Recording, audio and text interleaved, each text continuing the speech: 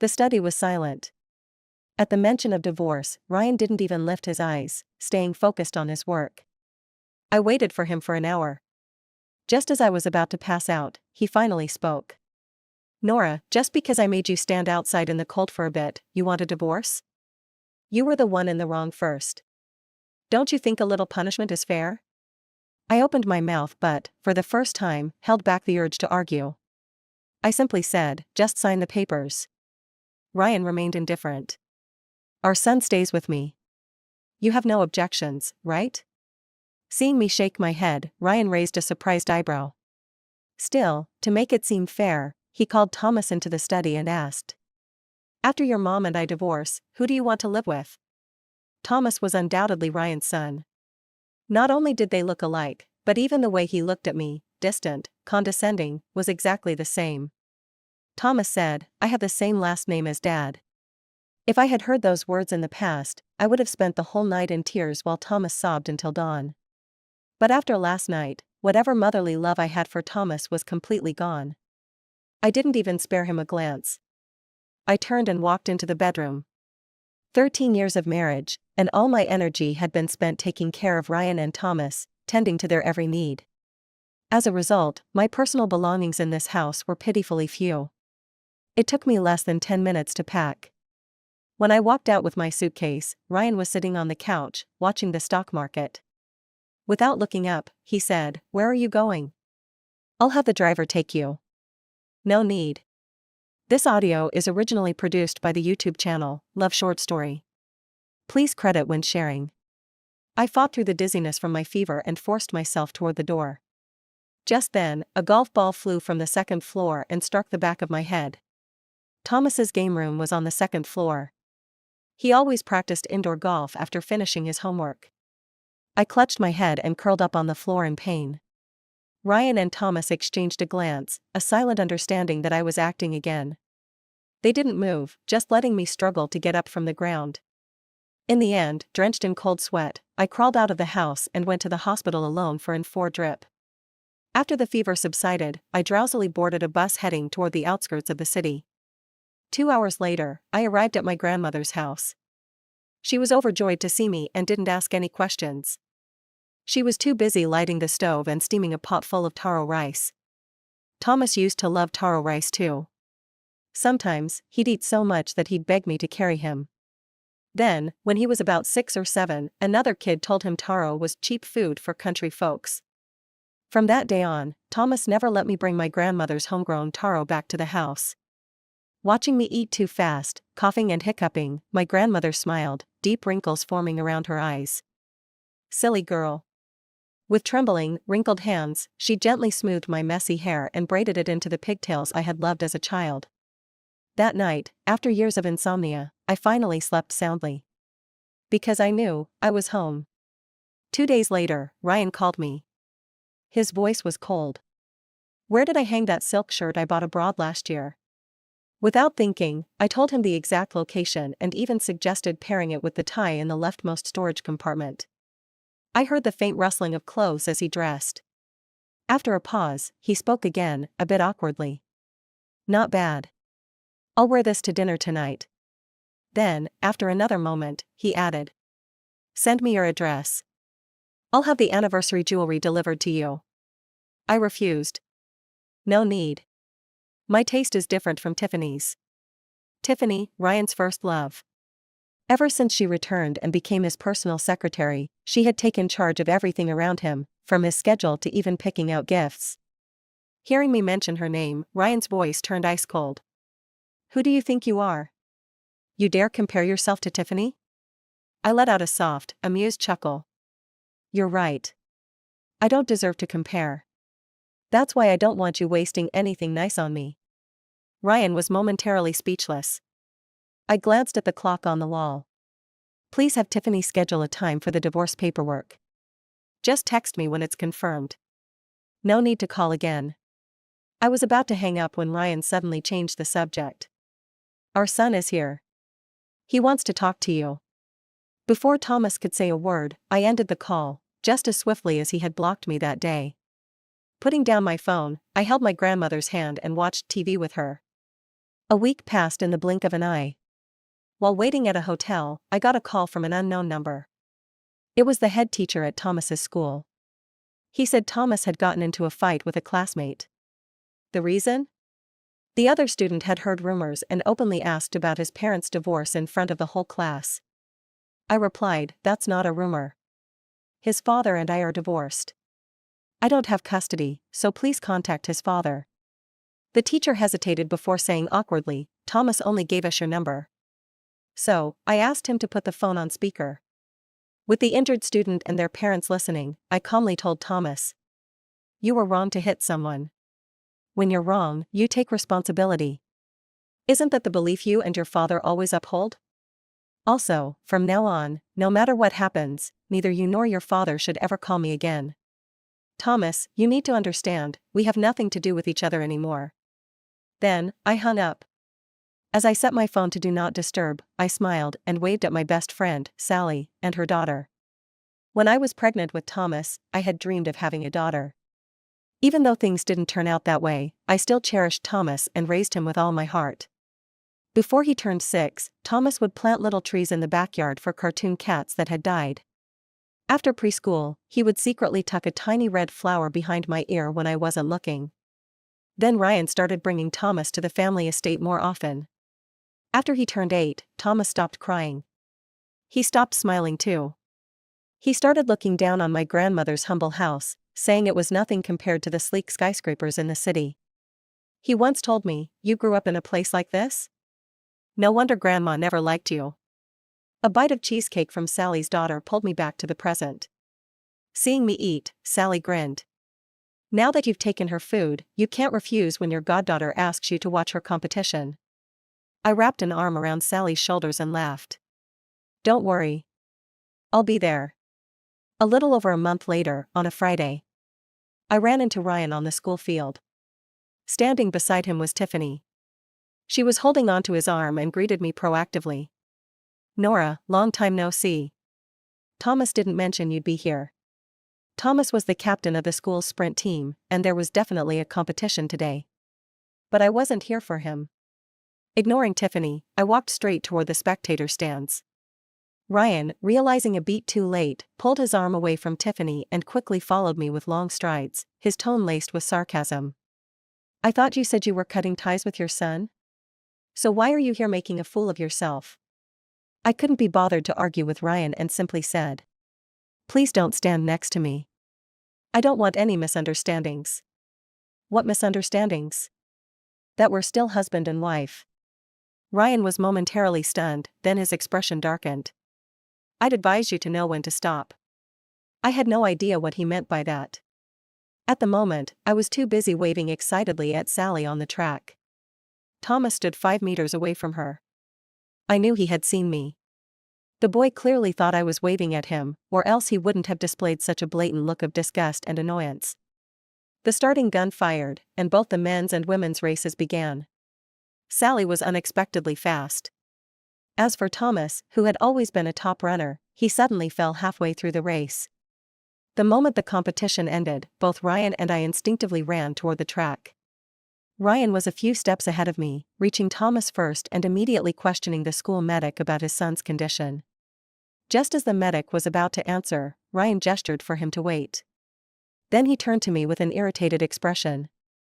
"Nora, what are you dawdling over there for? Can't you see our son is hurt?"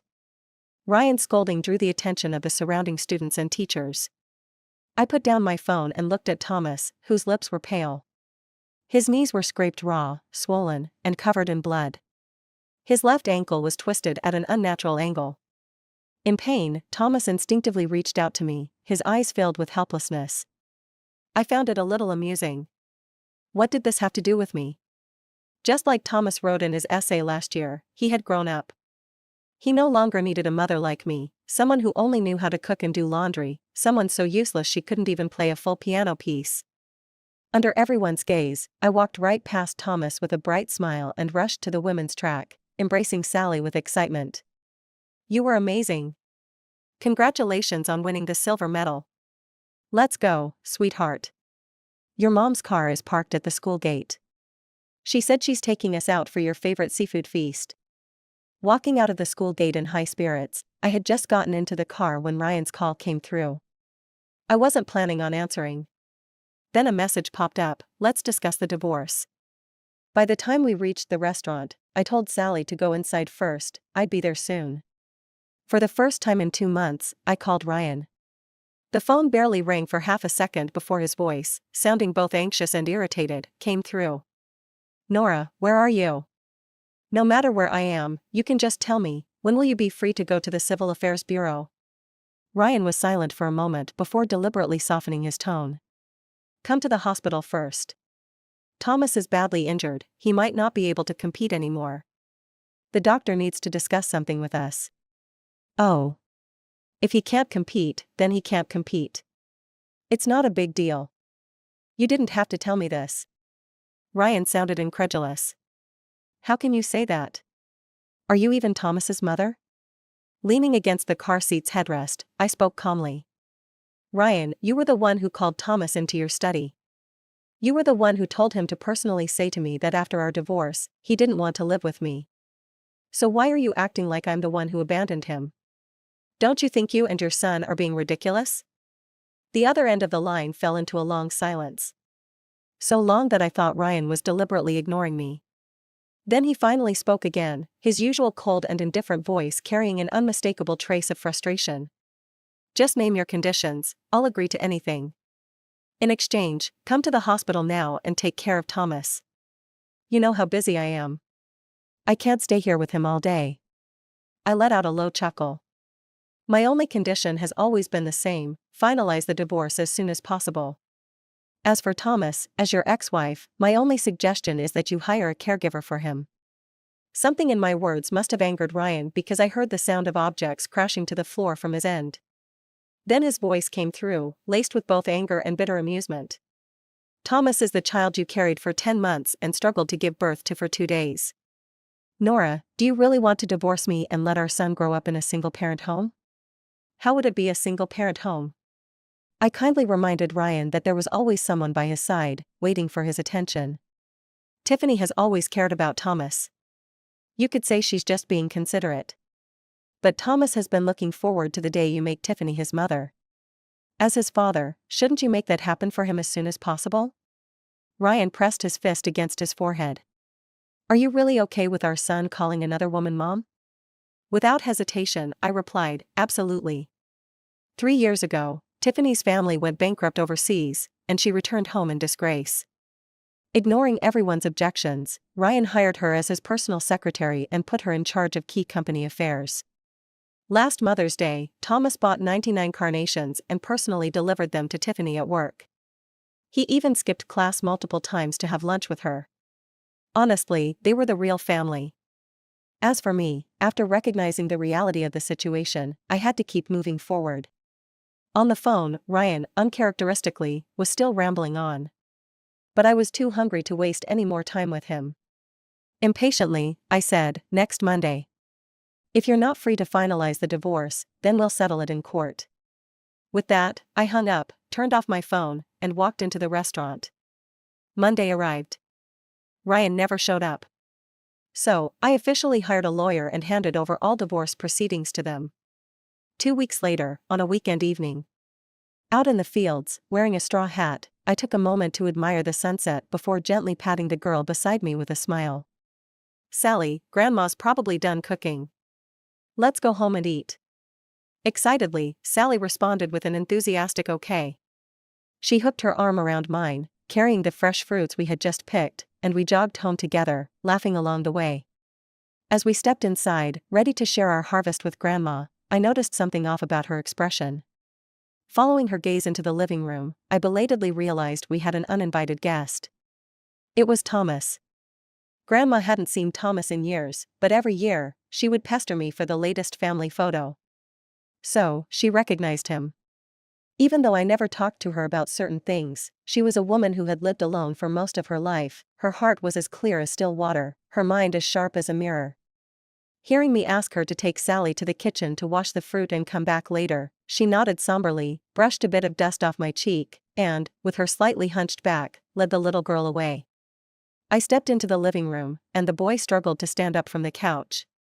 His ankle was in a cast, and beside him was a small pile of luggage. I spoke softly. "What are you doing at my house?" The already awkward atmosphere grew even heavier, as if the air had frozen. Thomas fidgeted with the seam of his jeans, his fingers moving unconsciously. Within moments, a faint trace of blood appeared near his cuticles, his telltale sign of anxiety. In the past, whenever he did this, I would take his hand, speak gently to him, and distract him from his nervous habit. But this time, he waited. And waited. Yet I didn't step forward, didn't stop him like I used to. After a long, tense silence, he turned his head away, gritted his teeth, and mumbled. "I'm injured." The doctor said. "I need your care to recover." What a foolish excuse. I sat down in the armchair and said flatly, "I know your father forced you to come here. Don't worry, I won't give him what he wants. I won't hang around and bother you." To my surprise, Thomas shook his head almost instantly. For once, he was eager to explain. "I came here on my own." I was quiet for a few seconds before replying calmly. "It doesn't matter whose idea it was. You should understand by now, your father and I have decided to separate. He has custody of you. From now on, you and him are the real family." Before I could finish my sentence, Thomas snapped his head up, his youthful eyes wide with disbelief and panic. "But, you're my mom." I said nothing, my expression unreadable. His brows furrowed stubbornly, and he insisted. "No matter what happens, legally, I will always be your son." Yes. He was my biological son. I had once given him all the love I could. But the sad truth was, he never deserved it. "Thomas, do you remember last year, when I attended your school's awards ceremony? Do you remember how you introduced me to your teacher?" That day, Thomas had won first place in an international math competition and was named Student of the Year. The school had informed me in advance, asking me to personally present him with his award. Wanting to make him proud, I, someone who had always dressed plainly, spent hours at a high-end salon, carefully preparing myself. Yet, just as I stepped into the auditorium and reached out to shake his teacher's hand, Thomas walked up with Tiffany and introduced her, saying, "This is my mother, Tiffany." The teacher glanced at me in confusion. "And Thomas?" He looked at me with disdain and said, "Nora, please remember your place. You're just our housekeeper. Stop showing up to events dressed like a clown. It's embarrassing." And so, Tiffany stood in my place on that stage, handing him his award, posing for photos, all while the crowd cheered and applauded. That photo, Tiffany and Thomas smiling together, still sits on Ryan's desk, in the most prominent spot. Now, in the living room, I could see Thomas's face growing paler by the second. I continued, my tone calm but distant. "Thomas, I know you've always been ashamed of me. You've never thought I was worthy of being your mother. Since that's the case, let's make it official." I met his gaze and spoke clearly. "I, Nora, am not your mother. And you, Thomas, are no longer my son. Just like you once said, we don't even share the same last name. From now on, we have nothing to do with each other." Having said my piece, I stood up and walked to the door, leaning against the frame. My voice was cold and firm. "Once you leave, don't come back. This house doesn't welcome outsiders." Thomas trembled, his fists clenched tight, yet he refused to move. Seeing this, I strode back into the living room, grabbed him by the collar with one hand, picked up his luggage with the other, and dragged him out without hesitation. "Mom. Wait, my leg. It hurts." Ignoring his pained cries, I shoved him out the gate and tossed his luggage beside him. At that moment, Ryan stepped out from behind the large tree near the entrance, his expression solemn. His voice wavered as he spoke. "Thomas has been having nightmares every night. He really misses you. He really needs you. Can't you let him stay, just for a few days?" I didn't hesitate. "No." Just then, Thomas caught sight of Sally peeking at us from the kitchen. His voice turned hoarse with resentment as he pointed at the little girl. "Why can she stay here, but I can't? I'm your real son." I looked down at him, my patience wearing thin. "And what makes you think you deserve to be compared to my precious goddaughter? Sally can stay as long as she wants. But you, how many times do I have to say it before you understand?" I locked eyes with him, enunciating every word. I don't want you anymore. The moment you chose to follow your father, you ceased to be my son." Thomas stared at me in shock. This boy, who had believed tears were a sign of weakness since he was 7, now had eyes brimming with unshed tears. Ryan, still supporting Thomas, looked at me with quiet disappointment. After a long silence, he finally asked in a hushed voice, "Nora, why are you being so cruel to him?" The only answer he received was the sound of the door slamming shut. That night, a storm raged outside. Lightning flashed, thunder roared, and rain poured in torrents. Ryan's car remained parked in the muddy road behind the tree. You're listening to Love Short Story, a YouTube channel dedicated to captivating short stories. Let's continue. My grandmother, holding a flashlight and an umbrella, tried to bring Thomas a blanket to keep him warm. But before she could step outside, I gently stopped her and led her back inside. The next morning, Ryan, usually composed and indifferent, frantically knocked on my door. "Thomas has a high fever. He's been vomiting all night, he's really sick. Please, just take a look at him." My grandmother, hard of hearing, didn't notice the knocking. And I had put on earplugs for both Sally and myself, then turned over and continued sleeping. By noon, when I finally woke up, Ryan's car was gone. Humming a cheerful tune, I took Sally to my grandmother's melon field. Later, when I dropped Sally off at school, she happily shared the fruits she had picked with her dorm mates. A group of city girls, rarely exposed to farm life, chirped excitedly like a flock of birds at sunrise. "Are these blueberries? They're huge. And so much sweeter than the ones from the store." Of course. My godmother used to be a doctoral student in agriculture. "This variety is really rare." Hearing this, one of the girls looked at me with admiration. "Next time Sally goes, can we come too?" I smiled. Of course. The girls cheered in delight. Stepping out of the girls' dormitory, I stood in the corridor bathed in the golden hues of the setting sun. Thomas gazed at the vast sky, a sight he hadn't truly appreciated in a long time. A PhD student in agricultural science. I couldn't even remember the last time I'd heard that title. 13 years ago, I was just a graduate student, immersed in academia, research, and writing papers. That was my whole world, until I unexpectedly became pregnant with Thomas. At first, I hadn't planned on keeping him. But Ryan acted as if the child didn't exist, so desperate, he clung to me as if his life depended on it. A tearful proposal, a diamond ring, and before I knew it, I had married into a wealthy family. Everyone around me said I had hit the jackpot. In the beginning, Ryan promised that once our child was a little older, I could go back and finish my degree, pursue the life I had envisioned for myself. But days turned into years. In the blink of an eye, Thomas was already old enough for elementary school. When I finally brought up my desire to return to my studies, they told me, "Thomas can't have a mother who spends her days covered in dirt like some farm woman." Even Thomas himself said, "Mom, Grandma says marrying Dad was the greatest fortune of your life. You shouldn't make trouble and embarrass our family." A sudden ringtone pulled me from my thoughts. Seeing Ryan's name on the caller ID, I remained expressionless and blocked the number. I had already asked my lawyer to file for divorce and informed Ryan that any communication should go through legal channels. If he chose to ignore my words, then I had every right to ignore him as well. In September, a typhoon tore through my grandmother's old house, collapsing the roof of the side hall, which had been in disrepair for years. After discussing it with Grandma, we decided to reinforce and rebuild the entire house. Before construction, we needed to pack up and store some important belongings. That's how I found myself pushing open the door to the room where my parents once lived. Grandma occasionally dusted it with a feather duster, so there wasn't much dust. As I sorted through things, I soon came across a familiar stuffed rabbit. Smiling, I turned to call for Grandma. But before I could take a step, a tall, broad-shouldered figure blocked my path. "That stuffed animal, it looks so familiar." Ryan's deep, magnetic voice reached my ears. Instantly, the smile vanished from my face. I looked at him coldly and asked, "Ryan, do you really have to force me to call the police for harassment before you'll finally disappear from my life?" My blunt rejection wiped away his usual arrogance. For the first time, I saw an expression of embarrassment cross his face. His Adam's apple bobbed.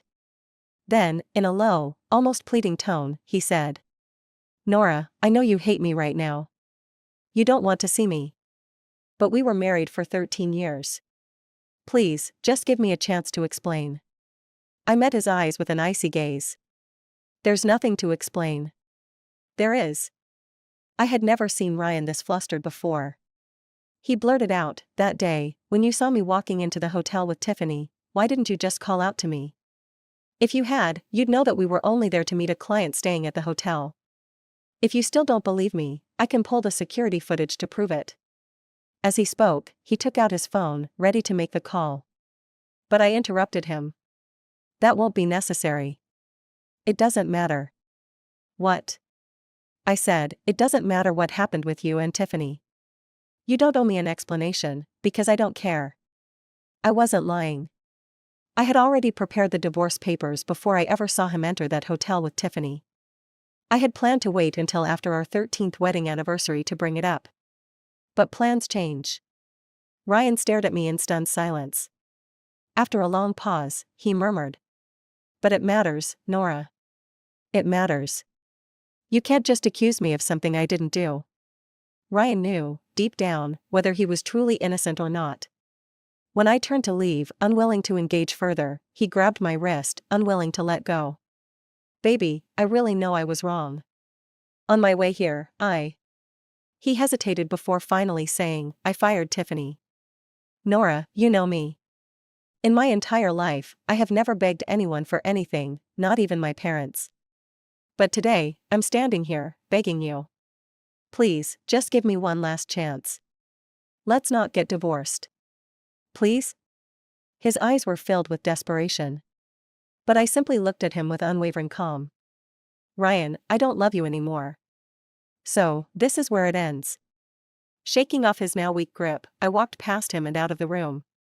Outside, a teenage boy stood there, his features so strikingly similar to Ryan's that they seemed almost carved from the same mold. His eyes locked onto the stuffed rabbit in my hands, and in moments, they turned red. That's the toy Grandma sewed for me. I thought I'd lost it. I shook my head. No, Thomas. You didn't lose it by accident. When you were 8, you threw it into the trash yourself. That stuffed rabbit was a birthday gift my mother had sewn for Thomas when he turned 3, stitch by painstaking stitch, despite the agony of her battle with cancer. When Thomas was little, he couldn't sleep alone. But as long as he had the rabbit, he felt brave enough to face anything. At 5, he had cried his heart out when the rabbit's ear tore, begging me to save it. But by 8, after hearing Tiffany casually remark, boys your age don't play with childish toys like that, he had ripped the rabbit apart with his own hands, tossed it to the bottom of the trash can, and feigned innocence. To get it back, I had searched through every garbage disposal site in the area like a madwoman. Ripping open one bag after another, retching, trembling, digging for an entire afternoon. Until I finally found the last thing my mother had left behind. That day, I had lost control. Eyes red with fury, I had slapped Thomas on the backside and made him stand in the corner for 10 minutes. From that moment on, he had never called me Mom again. Now, years later, Thomas stared at the stuffed rabbit with tear-filled eyes and choked out. Mom, this was a gift from Grandma. Please give it back to me. I haven't been sleeping well. I really need it. He reached out to take it. But I used all my strength to shove him away. His frail, recently recovered body fell to the ground. I looked down at him, utterly unmoved, and said coldly, Don't touch my mother's belongings with your filthy hands. At that moment, an audible gasp came from nearby. Tiffany, who had invited herself into this scene, rushed to Thomas's side, glaring at me with exaggerated outrage. Nora, are you insane? Just because Ryan doesn't want you anymore, you take it out on his son? I knew Ryan was standing behind me. Tiffany's words were meant to sow discord. Lowering my head, I couldn't help but laugh. Even now, she still thought she was in control. I walked up to Tiffany and slapped her across the face without saying a word. She froze for a moment, her mouth opening as if to speak, but before she could get a word out, I caught her off guard with another slap. Finally snapping out of her daze, Tiffany's eyes welled up with tears as she lunged at me, ready to fight back. But Ryan didn't give her the chance. I heard him with my own ears, standing between us. He tried to calm me down, telling me not to get too worked up. Tiffany's expression shifted rapidly, her face cycling through shades of red and pale green like a spinning wheel. Ryan, I'm the one who got slapped. Not her. Faced with her hysterical outburst, Ryan rubbed his temples, his expression darkening. I was the one who decided to fire you. This has nothing to do with Nora. If there's nothing else, you should leave. Tiffany's eyes widened in disbelief as she screamed through her tears. This woman didn't just hit me, she also pushed your son. Are you blind, Ryan? At her words, Thomas slowly propped himself up against the wall, his movements sluggish as he got to his feet. With a hoarse voice, he said, "It wasn't my mom's fault. I tripped on my own." Tiffany's face turned as white as a sheet. She stumbled back, her voice trembling with rage. Bastard. Ryan, you're a bastard, and the son you raised is no better than you. Tears streaking down her ruined makeup, Tiffany ran off. Ryan and Thomas both hesitated, their eyes filled with unspoken words as they looked at me expectantly. I knew exactly what they were thinking. They assumed that now that Tiffany, the troublemaker, was gone, I would soften up as always, return home, resume my role as a devoted wife and mother. And, just as I expected, I had barely taken 2 steps forward when Ryan's voice came from behind me, pressing his luck. Nora, Thomas, and I drove 2 hours to get here this morning. We haven't eaten anything. I don't mind, but Thomas, he's still growing. Can you make him something to eat? I thought for a moment and simply said, wait outside the gate. I'll bring something over. Then, instead of heading to the nearest kitchen, I took Mr. Bunny and went back to my room. I opened the top drawer of my vanity. Inside was a document I had prepared for a long time. 2 minutes later, I walked out with that document in one hand and a bag of bread in the other. I handed both to Thomas and said to them, I spoke to a lawyer. Legally, it's difficult to sever the mother-son relationship completely. But that's fine. As long as Thomas signs this contract, there will be nothing left between us. Since I had already decided to walk away from Thomas, I wasn't going to let him bear any responsibility for my future. This agreement was solely to protect his interests. But the boy's eyes turned red in an instant. He dropped to his knees, clutching at my pant leg, sobbing so hard he could barely catch his breath. Mom, please don't do this. I don't want to be separated from you. Without you, I'm useless, I can't live without you. Please, don't leave me. Ryan stared at me, his gaze hollow, as if he were looking at a stranger. Thomas cried and begged for a long time, but I remained unmoved. Terrified and desperate, he turned to his father, screaming at the top of his lungs. Dad. Didn't you say Mom was just angry and didn't really mean it? You lied to me. You lied. Say something, tell her I know I was wrong, that I'll listen to her from now on. Ryan turned away, covering his eyes with a hand. A long time passed before he finally steadied himself and looked at me again. Nora. I cut him off coldly. Take Thomas and go. Don't come back. Without sparing them another glance, I closed the wooden gate. Back in the living room, my grandmother sat in a sunlit corner, wearing her reading glasses as she carefully stitched up the worn-out Mr. Bunny. I poured 2 cups of tea, one for her and one for myself as I opened my laptop to work. 5 months after my divorce. I went to pick up my daughter from school on behalf of Wanda, who was working late. The moment Sally got in the car, she started gossiping about the latest drama at school. She said that last Monday, a boy named Thomas got into a fight with his alcoholic father and jumped from the 4th floor. He was still in the ICU, and no one knew if he would make it. Because of this incident, the school had launched a mental health awareness program for students, which had taken over several of her lunchtime piano lessons. After listening to her innocent complaints, I was silent for a moment before gently tucking a stray strand of hair behind her ear. I said, "Sweetheart, don't ever do something that reckless. Life is long. No matter what mistakes you make, as long as you have the courage to start over, there's no obstacle you can't overcome." Sally, still a little confused, nodded before leaning into me with a smile. With Mom and Godmother looking out for me, I have nothing to be afraid of. That's the spirit. Now, tell me, what do you want to eat? We'll head there now. Neon streetlights flickered along the road as I steered my silver sedan into the evening traffic. The road had always been there beneath my feet. As long as I kept moving forward, I could go anywhere. The end. This story is exclusively produced by the YouTube channel, Love Short Story. If you enjoyed it, don't forget to subscribe.